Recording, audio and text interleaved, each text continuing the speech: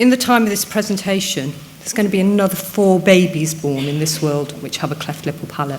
It's quite a devastating defect. It can potentially affect the nose, the lip, the palate, and it's the most common craniofacial defect in the world. And in this country, we had nearly over 1,100 babies born last year. So why do we worry about cleft patients? They get scars.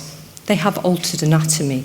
Their nose is different. Their lip is different. Their upper jaw can be smaller. They'll have dental issues, extra teeth, not enough teeth, teeth in the wrong place, and they'll often have poor growth. And we don't know whether this is related to who they are and how they're made, or what we do as surgeons. It can have an impact on education, socialisation, relationships and employment.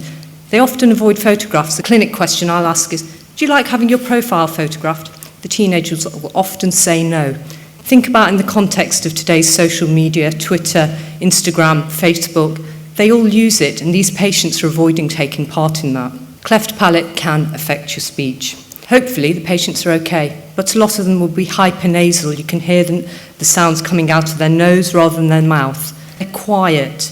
They have altered articulation. They're difficult to understand, particularly on the phone or in noisy environments. And then on top of that, you can get effects such as snoring, sleep apnea, problems with biting and chewing. So there's a lot going on with these patients. The James Lind Alliance is a charity that identified some areas that they felt were key areas for research. They wanted to know what is the best protocol for the repair. We do the repairs very early on in their first year of life, and should we do them early? Should we do them later? Should we split them up more? We don't really know. These patients have a lot of psychological support. We don't know how much intervention they need and which intervention is best. And this leads on to interventions to improve educational outcomes. Often these patients perform poorer at school.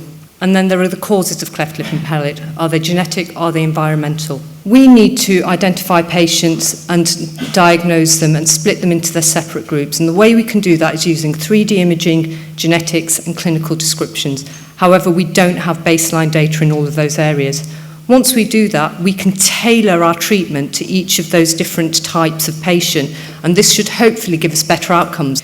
We need to optimise appearance, speech, oral facial function and patient well-being, and we do this through a team approach with speech and language therapists, orthodontists, dentists, surgeons, restorative dentists and nurse specialists. We need to look at the outcome measures across all those specialties as well, and then we need that information to interact and using intelligent databases to indicate new findings. I would hope that the National Research Council will be able to bring that all together and give overriding support for this and also bring in international support as well. And hopefully that will give us successful treatment in cleft surgery going forwards. This is a family I met in India, and you have 3 generations, all with left-sided unilateral cleft lip and palate. So you've got grandma, mother and unrepaired baby.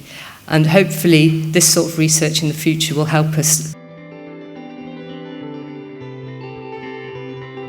This is absolutely brilliant, creating the world's first ever research centre dedicated to this most socially sensitive part of our body, which will collect major data and organise research to improve patient treatment worldwide. Well done, Saving Faces.